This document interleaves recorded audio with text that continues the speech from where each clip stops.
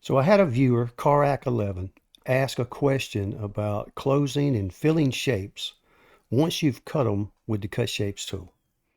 And it's because I posted a video a while back where it was reference cutting something larger than your laser bed. And if you needed to cut it in parts, this is how to do it. But during that video, I didn't close the shapes. And in all honesty, I probably didn't know how to at the time, but now I do. We're going to go through it, and I hope it answers the viewer's question. So the built-in tools to close shapes once you've cut them, or for whatever reason they have a gap in them, there's a couple of tools built in. But one of them, let me pull it up here, is close path. But the gap has to be less than a half of a millimeter to close. The other one, this close select path with tolerance, has to be 100 millimeters or less. So regardless of the size you're starting out with, if you select your item and on the long side, whichever one that is, set your lock on and then make that side something less than 100 meters. Then you can do this and you will, millimeters, not meters. Then you can resize however you need to. All right, so we're going to grab a rectangle. We're just going to go through the cut shapes process and do this, and hopefully this will answer the viewer's question. So get your line or your rectangle and set it to a tool down here on T1 or T2, either one's fine. Then select it, hold Alt, and then you can set this to the center of the object that you're cutting. And the center may not always be the optimal point to cut. You may be cutting your object in 3 or 4 pieces. You may be making a large sign. So once you get it set where you want it, you select your object, shift and select your tool, and go up to the Cut Shapes tool. Under Tools, that's a good place for it.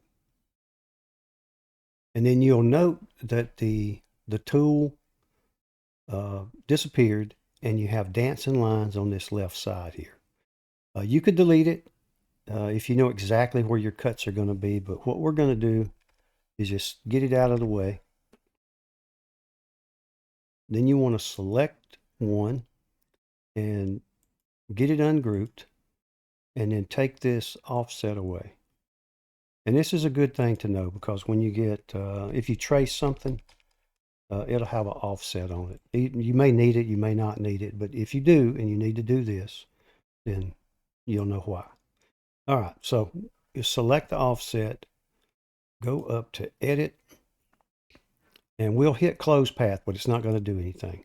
Like I said, it has to be 0.5 millimeters or less.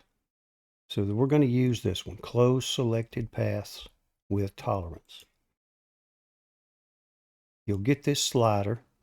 You could either move the ends together, which we don't want to do, or join with a line. So we're going to select Join with a Line. We're going to move the slider, and when it hits 90 millimeters, it's going to close that line. Bam, we're there. So we'll just pull it on out, click OK, and now that's closed up. And then we can do the same thing here. Make sure everything's selected, and note as we go down the slider, each of these will close up as it reaches the gap tolerance or the gap size. So join with a line, pull this across, you can see them closing in, and there we go, all 4 shapes are filled. Then we can select this, group it back together, put it on a fill line, and so we have our background on a cut line, and we have the center on a fill, if that's what you want. But this is specifically what the viewer asked for, so that's what we're going to do. So we're going to do it again over here. We're going to ungroup, select the background, get it off to the side, edit, and we're going to do the same thing.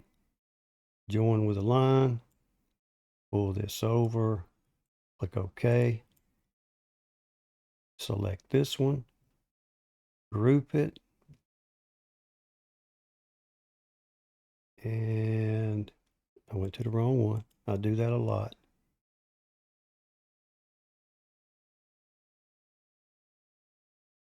It's got to be ungrouped. All right, you saw me make a mistake. I might as well leave them in here because you'll be doing the same thing. Has to be ungrouped for this to work. Pull this across, close the shapes, then group it, then put it on a fill, and move the background over.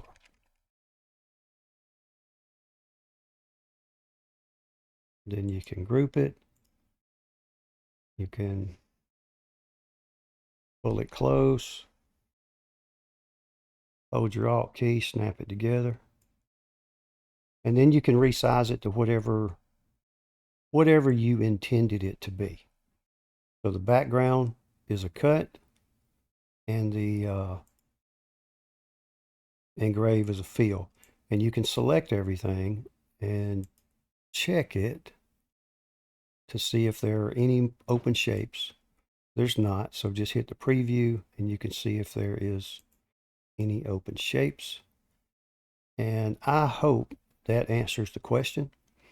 I appreciate you bringing the topic to me, and I encourage anybody, if you find something that's not clear that I've posted, if it's possible and I know how to do it, I will get you an answer. All right, so I appreciate you watching. Just check back often for new videos, and y'all take care. We'll see y'all next time. Thank you.